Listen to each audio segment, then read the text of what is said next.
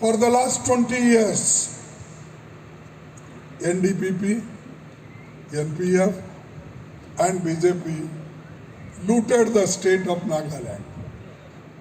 It is high time now for the people of Nagaland to get justice and a government that works for the people. The central BJP and the state government false promises for the people of eastern Nagaland. It was in December 2022, the Home Minister Amit Shah assured the Eastern Naga People's Organization of a visit to the state in the month of January. And he further assured that a solution as mutually agreed would be reached upon the completion of the election process. This empty promise has now become a characteristic trait of the BJP government. The Congress party promises several measures for the development of Eastern Nagaland region, including providing its own mini secretariat, Directorate of School Education, relocating the Department of Underdeveloped Areas to Usang, and to initiate dialogue between the Government of India and the Government of Myanmar if Congress gets the mandate of the people of Nagaland. Congress party has resolved to work for the betterment of the people belonging to all sections of the society in the state. The Congress government, if voted to power, guarantees to implement the following announcement in the letter and spirit. And post-alliance, when we form the government, we will implement the following program. Old age pension at rupees 3,000 per month for senior citizens. 33% reservation for women in urban local bodies. Payment of 100% wages under Manrega to all job card holders. Ensuring clean drinking water and sanitation facilities for all urban and rural areas of the state. Provision of loans for higher education at 0% interest. Compulsory sports training after HSLC, 10th examination to all youths. Mini Secretariat to be established in Tunsang region to ensure holistic development of Eastern Nagaland. Congress party, in furtherance of its commitment to the state, given an opportunity, will faithfully represent and fulfill the aspirations of the people of the state. Congress party would also, while representing the will of the people of Nagaland, resolve the long pending and delayed political solutions. So these are our promises. Definitely, after post-alliance, a common platform is found. We will do our best, whatever the promises I have announced in this stage, on this stage. अब मैं चंद बातें हिंदी में कहना चाहूँगा कि ये भी ज़रूरी है, क्योंकि इंग्लिश तो पूरे दुनिया में इंग्लिश को जानते हैं, नागालैंड तो इंग्लिश से लोग भरे हुए हैं और बात भी करते हैं। और जैसा कि हमारे एक मित्र ने कहा, डॉक्टर अजय ने कहा कि यहाँ के ऑफिसर्स, यहाँ के लोग, यहाँ के डॉक्टर्स सभी अच्छे हैं। अच्छे इसलिए है कि नागालैंड में मिशनरी स्कूल्स अच्छा शिक्षण दे रहे इसलिए अच्छा है, नहीं तो मोदी साहब के जैसा 71,000 स्कूल बंद कर दिए तो कौन मिलेगा आपको? एक डॉक्टर नहीं बनेगा, एक इंजीनियर नहीं बनेगा, एक स्किल डेवलपमेंट वाला नहीं मिलेगा और कोई एक्सपर्ट नहीं मिलेगा। दुनिया सब जानती है कि इंग्लिश तो ज़रूरी है, लेकिन देश में हमारे हिंदी भी बोला जाता है, सामान्य जनता को इसकी भी ज़रूरत है। तो नागालैंड हमारे देश का बहुत पूर्ण और खूबसूरत प्रदेश है। इसे पूरब का स्विट्जरलैंड कहा जाता है। ये देश अनूठा और जीवंत पहाड़ी राज्य है। ये उत्सवों नागा बहादुरों की भूमि है। यहाँ के आदिवासी भाइयों ने आधुनिकता के साथ अपनी परंपराओं को बचा रखा है, एकता का तार जोड़े रखा है, अपनी पहचान को बनाए रखा है, हस्तशिल्प को बनाए रखा है।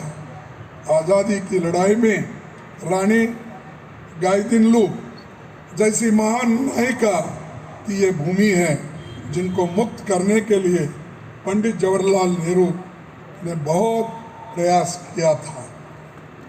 बीजेपी सरकार को न तो नागालैंड की परंपराओं से मतलब है, न विकास से। मोदी राज्य में पिछले 9 सालों से नफरत और डर का खतरनाक माहौल बनाया जा रहा है। पोलराइजेशन कर देश को बांटने का काम हो रहा है। कहीं जाति, वर्ग, धर्म के नाम पर तो कहीं भाषा और क्षेत्र के नाम पर लोगों को बांटा जा रहा है। मोदी सरकार अमीरों को और अमीर बनाने में लगी है। गरीब किसान, आदिवासी समुदाय को उनको नहीं दिखता। आज देश के टॉप 5% लोगों के पास 60% दौलत हो गई है।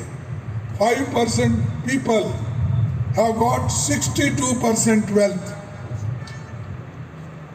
5% people have got 62% wealth और नीचे के यानी बॉटम पीपल 50% के पास सिर्फ 3%.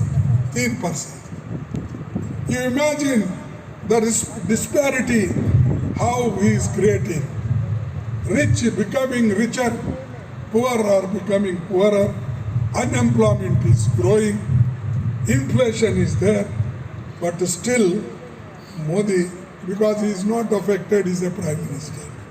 Modi is a home minister. Therefore, he will not realize what poor people are facing it. UPA सरकार फॉरेस्ट एक्ट लाई, जिसके बाद आजीविका के लिए वन भूमि साधनों के उपयोग का अधिकार हमारे आदिवासी भाइयों को मिला। इस कानून में माइनर फॉरेस्ट प्रोड्यूस के इस्तेमाल और बिक्री का अधिकार उनको मिला। हमारे ट्राइबल भाइयों की जिंदगी बदलने वाला ये कानून है, लेकिन चंद बड़े लोग के लिए बीजेपी जल, जंगल और जमीन के दौरान एसटी वर्ग के लोगों के खिलाफ अपराधों में 26% की बढ़ोतरी हो गई है। क्रिश्चियन समुदाय के ऊपर 2021 से लेकर अब तक 500 हमले हुए हैं, जो हमारे एक्स चीफ मिनिस्टर ने बताया। तो मैं भी वही आंकड़ा देख रहा हूँ कि 21 के बाद अब तक 500 हमले क्रिश्चियन समुदाय पे हुआ है। मदर तेरेसा द्वारा स्थापित नामी गिरामी संस्था से लेकर कई संस्थाओं को परेशान किया गया और कोरोना में भी भारत में लोगों को मदद मनरेगा से लेकर फूड सिक्योरिटी एक्ट से मिली। उस इंफ्रास्ट्रक्चर से मिली जो यूपी सरकार ने बनाया। पीडीएस का जो बेस बना है वो यूपीए के शासन की देन है। उसी देन कोरोना महामारी तालाबंदी में सबसे ज़्यादा मदद की। यूपीए राज्य में राइट टू एजुकेशन एक्ट 2009 बना, करोड़ों लोगों की जिंदगी बदल गई। लेकिन मोदी सरकार ने चंद उद्योगपति की जिंदगी बदली। एक उद्योगपति की संपत्ति 27 गुना 27% बढ़ गया। इसी उद्योगपति पर हाल में हिंडनबर्ग रिपोर्ट में स्टॉक मैनिपुलेशन और इकोनॉमिक मिसमैनेजमेंट के कई गंभीर आरोप लगे हैं। आम जनता का जो पैसा LIC, सरकारी बैंक SBI, PNB आदि में उसे कैसे इस अरबपति के हवाले किया, उस पर हम लोग पार्लियामेंट में जॉइंट पार्लियामेंट्री कमेटी चाहते थे। भाई एक आदमी जिसके पास 2004 के पहले सिर्फ 3,000 करोड़ थे, 2014 में 50 करोड़ थे और अब उसके पास 13 लाख करोड़ है।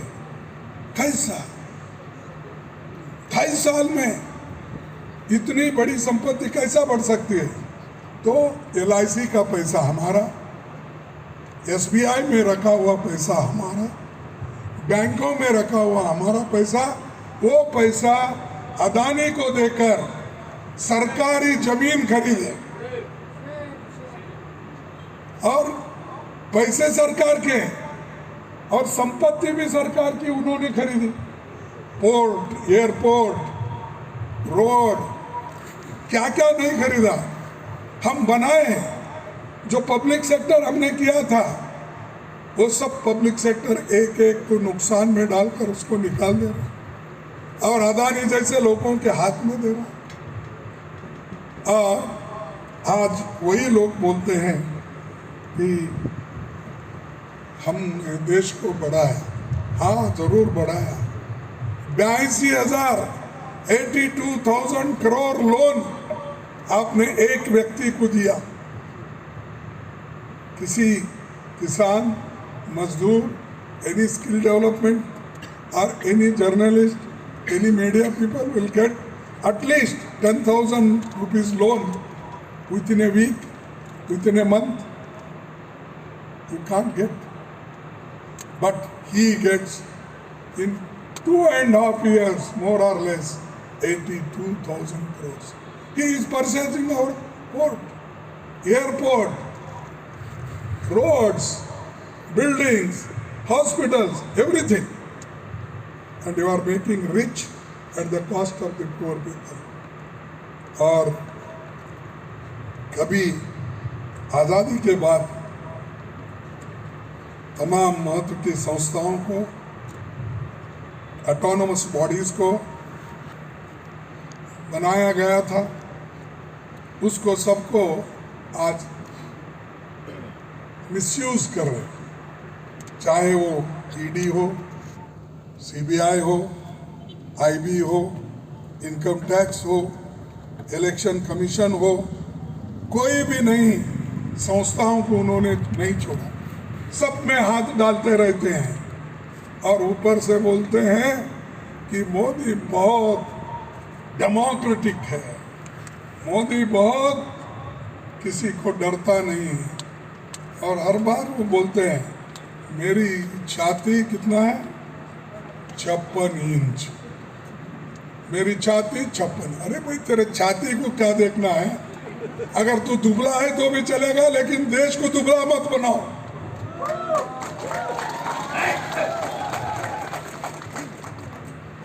देश को मजबूत बनाना है। हम जो मजबूत बनाए हैं, तुम उसको वीक बना रहे हो। और ऊपर से कहते हो सब कुछ महीने के कांग्रेस ने क्या किया। 70 साल में कांग्रेस क्या किया? ऐसा 70 साल में कांग्रेस अगर कुछ नहीं करती, डेमोक्रेसी अगर नहीं बचाती, संविधान अगर नहीं बचाता, तो आज मोदी साहब आप प्राइम मिनिस्टर बन के घूमते नहीं थे। ये देन किसकी है? Whose gift is this? This is Congress gift, and you people are today enjoying it without sacrifice, without going to jail. But still you blame us. Our people died. I mentioned it. But always you tell. And whenever he gets chance, he blames only Gandhi family. Gandhi family people have become prime ministers.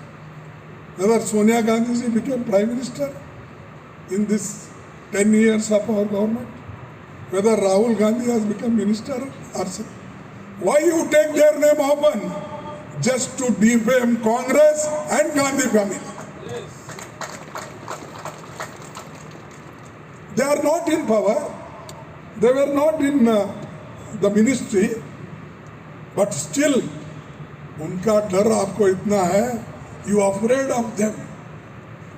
And Rahul Gandhi alone, from Kanyakumari to Kashmir, on Bharat Jodo Yatra, he did 3,700 kilometers he walked along with all of you. And Modi still says, you don't know, your Congress people don't know the village situation. All people met Rahul Gandhi. Poor, young, children, aged, journalists, literary people, all people met. They hugged him, even old ladies. And still in your mind, Gandhi, Gandhi, Gandhi family, Gandhi. As if they ruled. This you have to keep in mind why they are defaming Congress. Because Congress is the only party which is protecting the Constitution, which is fighting for democracy, which is fighting for unity in diversity. But they don't realize. They will come, I think. Today Shah is there in कहाँ है वो? अच्छा, वो भी आए हैं, अपनी बात को रखेंगे।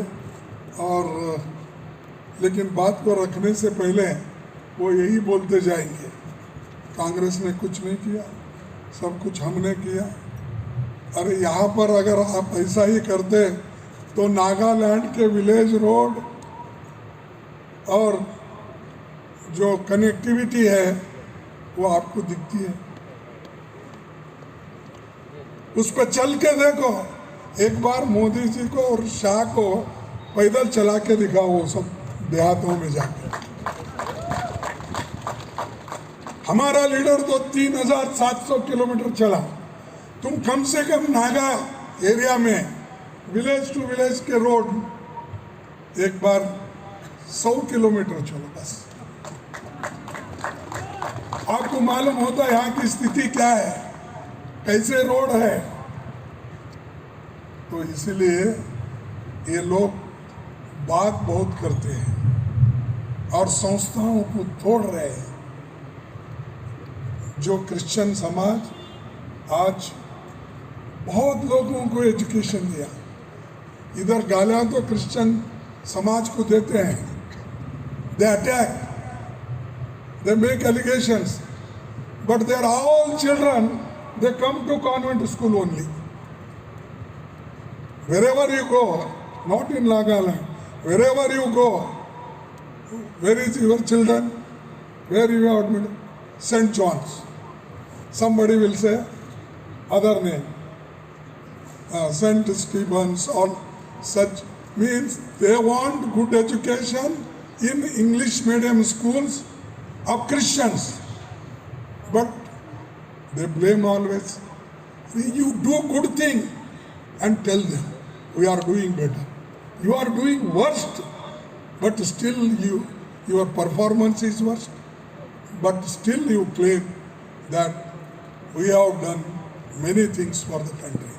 So, apart from that, you all people know, देश में महंगाई सारे रिकॉर्ड टूटे, inflation, petrol diesel LPG cylinder, रोजमर्रा की जरूरी वस्तुओं, तेल आदि की कीमतें रिकॉर्ड वृद्धि देश। 2014 में मोदी यूज्ड टू से, बहुत हुई महंगाई की मार, अब की मार मोदी सरकार ही used to tell. Now where are you now? Inflation is going up, महंगाई की मार अब ज्यादा हो गई। आप कहाँ दिख रहे? नहीं, आप दिखते हो तो बड़े बड़े जहाजों में दिखते हो, आप दिखते हो तो सेल्फी फोन लेते हुए दिखते हो, आप दिखते हो तो कहीं दूर ठहर के सीनरी का सब दूरबीन लगाकर फोटो लेते हैं। वो क्या चीता कुछ लाए बोले, हाँ चीता, अरे 4-5 चीता जो अफ्रीका से लाए हैं, उसका भी फोटो, और उसका हैट नागालैंड का हैट भी डाल लेते हैं सभी। सब ऐसा शो करने से देश आगे नहीं बढ़ता। आप बनो, गांधी जी बनो, पंडित जवाहरलाल बनो, सुभाष चंद्र बोस बनो, डॉक्टर अंबेडकर बनो, ये बन के देश के प्रगति के लिए लड़ो, आगे बढ़ो। वो सब छोड़ के जो कुछ अच्छा है वो मेरा, जो कुछ कमियां हैं वो सब कांग्रेस का, ऐसा नहीं हो सकता। तो इसलिए दोस्तों, मैं तो आपको थोड़े गारंटी भी बताई, हम सरकार अगर हमारी किसी रीति से बन गई अलायंस में तो हम ये करेंगे। तो इसलिए मैं आपसे विनती करता हूँ कि आप सभी मिलके एक होकर, छोटी मोटे डिफरेंसेस हो सकती हैं, लेकिन एक होकर कांग्रेस के कैंडिडेट जो हमारे हैं उनको जिताओ, and vote for Congress, and it is vote for the country. It is